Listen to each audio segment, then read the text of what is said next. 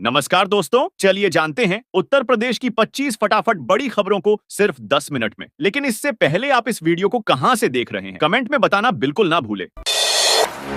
ईद के बाद से ताजमहल पर पर्यटकों की भारी भीड़ देखने को मिल रही है। भीड़ के दबाव में कई लोगों ने नियमों की अनदेखी की और रोक के बावजूद मुगल गार्डन में घूमते नजर आए। सुरक्षा कर्मियों ने पर्यटकों को समझाने की कोशिश की, लेकिन लगातार बढ़ती भीड़ के कारण व्यवस्थाएं संभालना चुनौती बनता जा रहा है। प्रशासन अब सख्ती बढ़ाने की तैयारी में है ताकि ऐतिहासिक धरोहर की सुरक्षा और नियमों का पालन सुनिश्चित किया जा सके।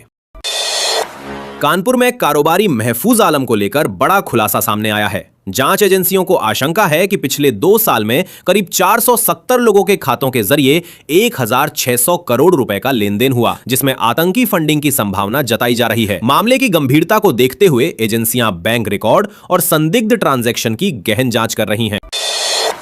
मजदूरी से शुरुआत करने वाली अनीता ने अपनी मेहनत और हौसले से न सिर्फ खुद की जिंदगी बदली, बल्कि हजारों महिलाओं के लिए मिसाल बन गईं। स्वयं सहायता समूह से जुड़कर उन्होंने आजीविका का सफल मॉडल तैयार किया, जिससे अब तक करीब 4400 महिलाएं आत्मनिर्भर बन चुकी हैं। अनीता की पहल ने गांव की महिलाओं को रोजगार, सम्मान और आर्थिक मजबूती देने का रास्ता खोल दिया है। उत्तर प्रदेश माध्यमिक शिक्षा परिषद ने अंकेक्षकों के मानदेय को लेकर बड़ा फैसला लिया है। करीब 24 साल बाद अब कॉपियां जांचने वाले शिक्षकों के पारिश्रमिक में बढ़ोतरी की जाएगी। इस निर्णय से लाखों शिक्षकों को राहत मिलने की उम्मीद है, जो लंबे समय से मानदेय बढ़ाने की मांग कर रहे थे। बोर्ड का मानना है कि इससे मूल्यांकन प्रक्रिया में गुणवत्ता और पारदर्शिता भी बेहतर होगी।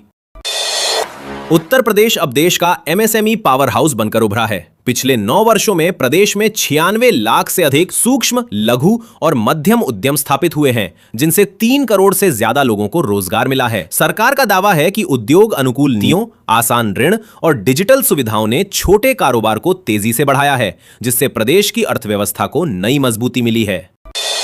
उत्तर प्रदेश में महिलाओं ने डेयरी सेक्टर में पिंक रेवोल्यूशन की मिसाल पेश की है। प्रदेश के 31 जिलों में महिला स्वयं सहायता समूहों ने दूध उत्पादन और डेयरी कारोबार के जरिए करीब 5000 करोड़ रुपए का विशाल नेटवर्क खड़ा कर दिया है। उत्तर प्रदेश माध्यमिक शिक्षा परिषद ने शैक्षिक सत्र 2026 से 27 का वार्षिक कैलेंडर जारी कर दिया है। बोर्ड सचिव भगवती सिंह ने बताया कि नए सत्र से प्रदेश के स्कूलों में सप्ताह में 1 दिन प्रार्थना सभा अंग्रेजी में आयोजित की जाएगी। इस पहल का उद्देश्य छात्रों की अंग्रेजी बोलने की क्षमता और आत्मविश्वास को बढ़ाना है, ताकि वे प्रतिस्पर्धी माहौल में बेहतर प्रदर्शन कर सकें। उत्तर प्रदेश में 3540 करोड़ रुपए के बड़े निवेश का रोड मैप तैयार किया गया है। इस योजना के तहत प्रदेश के अलग अलग जिलों में औद्योगिक इकाइयां, वेयरहाउसिंग, सड़क और अन्य बुनियादी ढांचा परियोजनाएं विकसित की जाएंगी। सरकार का कहना है कि इस निवेश से स्थानीय स्तर पर रोजगार के नए अवसर पैदा होंगे और क्षेत्रीय विकास को तेजी मिलेगी। परियोजनाओं को चरणबद्ध तरीके से लागू करने की प्रक्रिया भी शुरू कर दी गई है।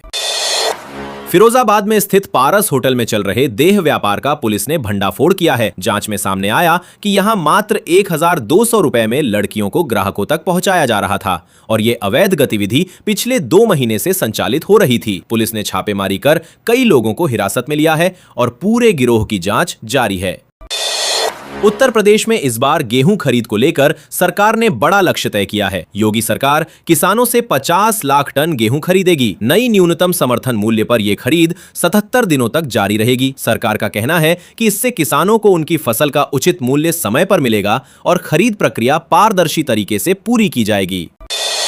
घरेलू गैस सिलेंडर बुकिंग के नियमों में बड़ा बदलाव किया गया है। अब उपभोक्ताओं को नया सिलेंडर बुक करने के लिए कम से कम 25 दिन का इंतजार करना होगा। इस फैसले से आगरा के करीब 13,57,000 उपभोक्ताओं को सीधे तौर पर प्रभावित होने के साथ साथ व्यवस्थित आपूर्ति का लाभ मिलेगा। सरकार का कहना है कि यह कदम गैस की कालाबाजारी रोकने और सभी तक बराबर आपूर्ति सुनिश्चित करने के लिए उठाया गया है। मथुरा में पीएम किसान सम्मान निधि योजना में बड़ा घोटाला सामने आया है। जांच में खुलासा हुआ कि 75,735 फर्जी लाभार्थियों ने करीब 61 करोड़ रुपए की राशि हड़प ली। प्रशासन ने मामले की जांच तेज कर दी है और फर्जी खातों की पहचान कर धनराशि की वसूली की प्रक्रिया शुरू कर दी गई है।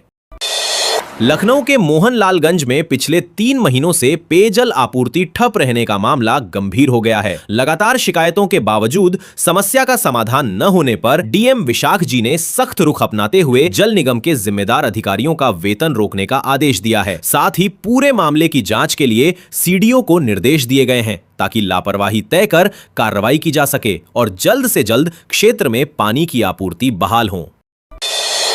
अमेरिका, इजराइल, ईरान के बढ़ते तनाव का असर अब सीधे रसोई तक पहुंचने लगा है। कच्चे तेल की कीमतों में उछाल के कारण भारत में सरसों तेल और रिफाइंड ऑयल महंगे होने लगे हैं। बाजार विशेषज्ञों का कहना है कि अगर पश्चिम एशिया में हालात लंबे समय तक बिगड़े रहे तो आने वाले दिनों में खाने के तेल के दाम और बढ़ सकते हैं, जिससे आम आदमी की रसोई का बजट और दबाव में आ जाएगा। प्रयागराज में फर्जी रेलवे टिकट बेचने वाले दोनों फैसिलिटेटरों की लोकेशन ट्रेस कर ली गई है। जीआरपी ने आरोपियों को पकड़ने के लिए जाल बिछा दिया है और उनकी गतिविधियों पर लगातार नजर रखी जा रही है। जांच में सामने आया है कि ये लोग असली टिकट की कॉपी बनाकर यात्रियों को बेचते थे, जिससे रेलवे को नुकसान और यात्रियों को परेशानी झेलनी पड़ रही थी। गवर्नमेंट ऑफ उत्तर प्रदेश की नवायुग पालिका योजना के तहत प्रदेश के 58 नगरीय निकायों को स्मार्ट बनाने की दिशा में बड़ा कदम उठाया गया है। इन चयनित नगर निकायों में आधुनिक सड़क, जल निकासी, डिजिटल सेवाएं और स्वच्छता से जुड़ी परियोजनाएं विकसित की जाएंगी। सरकार का कहना है कि इस योजना से शहरों की आधारभूत सुविधाएं बेहतर होंगी और शहरी जीवन स्तर में सुधार आएगा। उत्तर प्रदेश में आलू किसानों की हालत इस बार बेहद खराब हो गई है। किसानों का कहना है कि 1 बीघा फसल पर करीब 12,000 रुपए की लागत आई, लेकिन पैदावार और बाजार भाव दोनों ही उम्मीद से कम रहे। कई मंडियों में आलू के दाम गिरने से किसानों को भारी नुकसान झेलना पड़ रहा है, जिससे पूरे क्षेत्र में हड़कंप मचा हुआ है और सरकार से राहत की मांग तेज हो गई है। फर्रुखाबाद में एक अनोखा मामला सामने आया है, जहां सैनिक फैयाज अहमद खान के क्रेडिट कार्ड से 58,378 रुपए की ठगी के बाद एक्सिस बैंक के चेयरमैन, बैंक की ब्रांड एम्बेसडर दीपिका पादुकोण और शाखा प्रबंधक के खिलाफ अदालत में परिवाद दायर किया गया है। मामला फतेहगढ़ न्यायालय में दर्ज हुआ है और अब इस पर कानूनी प्रक्रिया शुरू हो गई है। बस्ती में विकास कार्यों को लेकर बड़ी पहल की गई है। करीब 24 करोड़ 50 लाख रुपए की लागत से जिले में 23 नई सड़कों का निर्माण कराया जाएगा। इस परियोजना से लगभग 20,000 लोगों की आबादी को सीधे बेहतर सड़क सुविधा का लाभ मिलेगा। प्रशासन का कहना है कि सड़कों के बनने से ग्रामीण क्षेत्रों में आवागमन आसान होगा और स्थानीय अर्थव्यवस्था को भी मजबूती मिलेगी। सोमा ने सिर्फ 25 लाख रुपए के लोन से अपने गुड़ कारोबार की शुरुआत की और आज उनका व्यवसाय 4 राज्यों तक फैल चुका है। पारंपरिक गुड़ उत्पादन को आधुनिक तरीके से आगे बढ़ाते हुए उन्होंने न सिर्फ अच्छी कमाई की, बल्कि कई लोगों को रोजगार भी दिया। उनकी सफलता अब ग्रामीण उद्यमिता की प्रेरणादायक मिसाल बन गई है।